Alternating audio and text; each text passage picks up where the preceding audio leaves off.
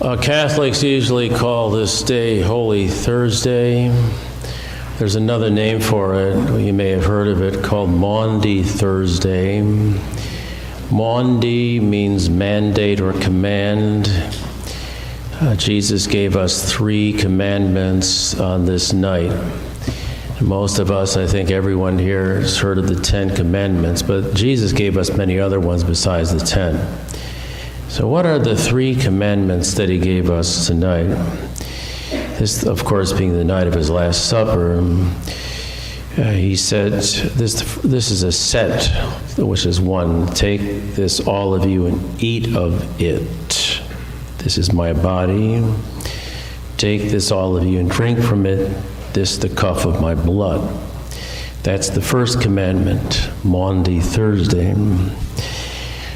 What Jesus is saying is he wants his people, meaning us now, but everyone that preceded us up until this point and into the future until he comes back again at the end of time, to do what we do tonight on a regular basis. So what we're talking about is he wants a people who come to the altar on a regular basis, who participate in the Mass, as we call it, or the Eucharist.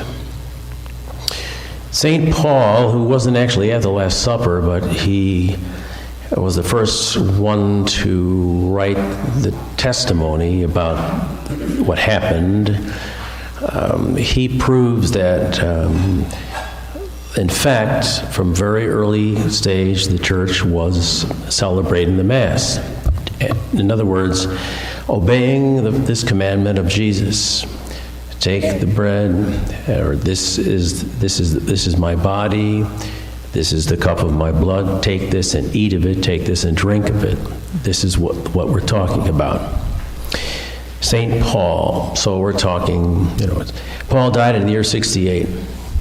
He started his ministry in about the year 50, so even before 50, people were having Mass. Now, the thing was, you couldn't wake up on, let's say, Sunday morning and go to church. There were no churches, and the reason is because it was illegal to be a Catholic in those days in the Roman Empire. So what people would do is they would have Masses underground. They'd have Masses hidden away somewhere.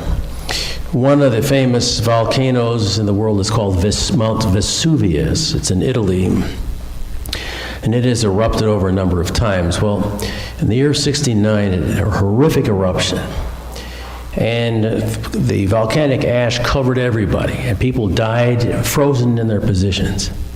Now, it's interesting that there weren't any Catholic people living there, and here's why.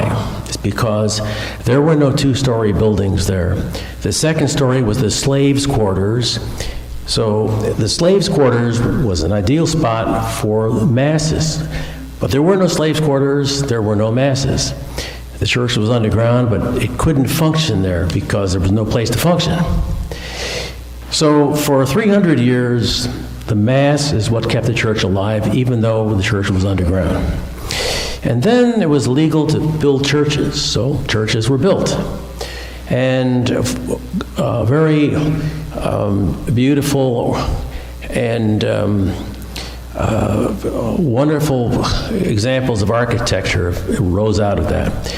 So Europe is dotted with these beautiful cathedrals and everything else, but they were actually built for this. They weren't built as tourist attractions. They were built as suitable places, beautiful, inspiring venues for the Mass, which only makes sense.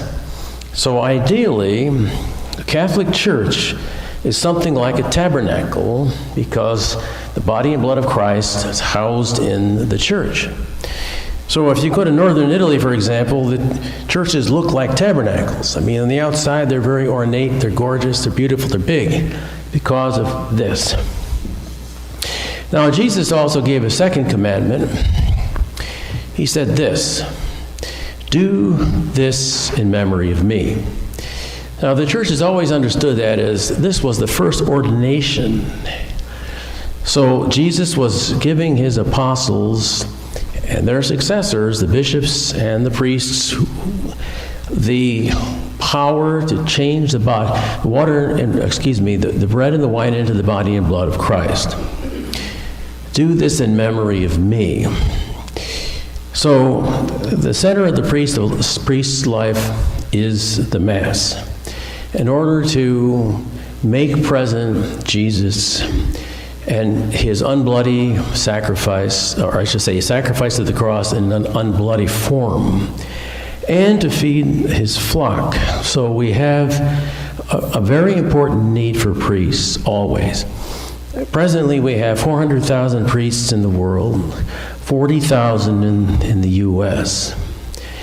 And I'm happy to announce that we have a young man who's being ordained to the priesthood from our parish, Christopher Stein. Will be ordained next month. I'm very, very grateful. He's the second vocation from our parish.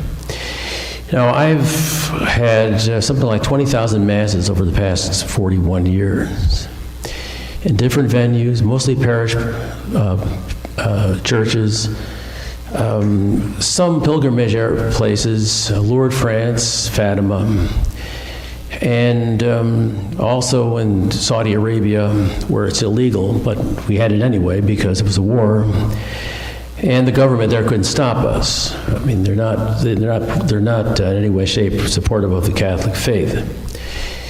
But this is the way the Lord wants it. He wants priests to do this in memory of him, so that there can be the Mass and the church can exist.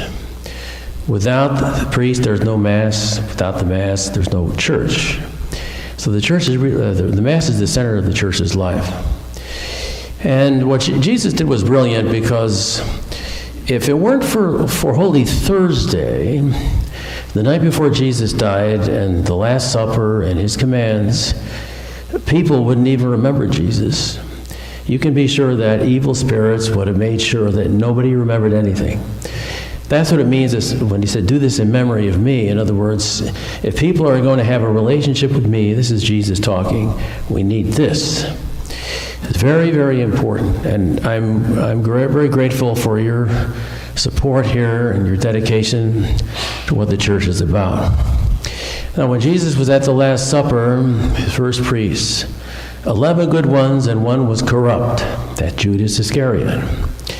Now, I hate to have to say this, but if you ever hear of a corrupt priest, don't think, I'm leaving the church because there's a bad priest. No, I'm staying in the church because of Jesus. And, pray for priests. We have holy priests. Many priests, of course, are holy. But be careful, because the devil doesn't like priests, he doesn't like the Mass, he doesn't like the church. So we don't want to side with the devil. And then Jesus said that we must wash each other's feet. So what does that mean? Well, it means that if we come to Mass, it's the center of our life. We should have Mass as the high point of the week, live from Sunday to Sunday. But outside of Mass time, we need to wash each other's feet. That means reach out to other people in charity. And in other words, the Mass should make a difference in the way we live. And for many people it does. For some people it doesn't, because they're not really understanding what we're about. So we ask the Lord to help us not only to come to Mass and to participate, and always to receive him worthily and respect the presence, the power of Jesus, but that it'll influence what we do outside the four walls of the church in a positive way. It can, it should. So right now, we're just beginning the Easter Triduum, and tomorrow at 3 o'clock, if you can come, we have the special service every year. It's the only day of the year where there's no Mass, out of, I suppose, respect for the fact that this is the day that Jesus died. And the Mass is a sacrament of Jesus' death on the cross, so that takes precedence over the Mass. But there will be communion and the veneration of the cross. So if you've never come to the service on Good Friday, think about it tomorrow. And then after Mass tonight, I will hear confessions for an hour, and then tomorrow there will be time for confessions. So if you can't come to Mass tomorrow because you work or whatever it is, then maybe do meditations at home and the booklet we gave in the beginning of Lent. Pray the rosary, make stations of the cross, something along these lines. But think about it. The Mass points to Good Friday, it points to our salvation, it points to eternity. So the priest holds the host up and says, "Blessed are those called to the supper of the Lamb." Ultimately, it means, blessed are those who receive the call to new life and accept it, and with open arms embrace Jesus, the Savior, and his invitation to heaven. The Mass is the beginning of eternity, so that's why the Mass is so important. Thanks be to God for the Mass.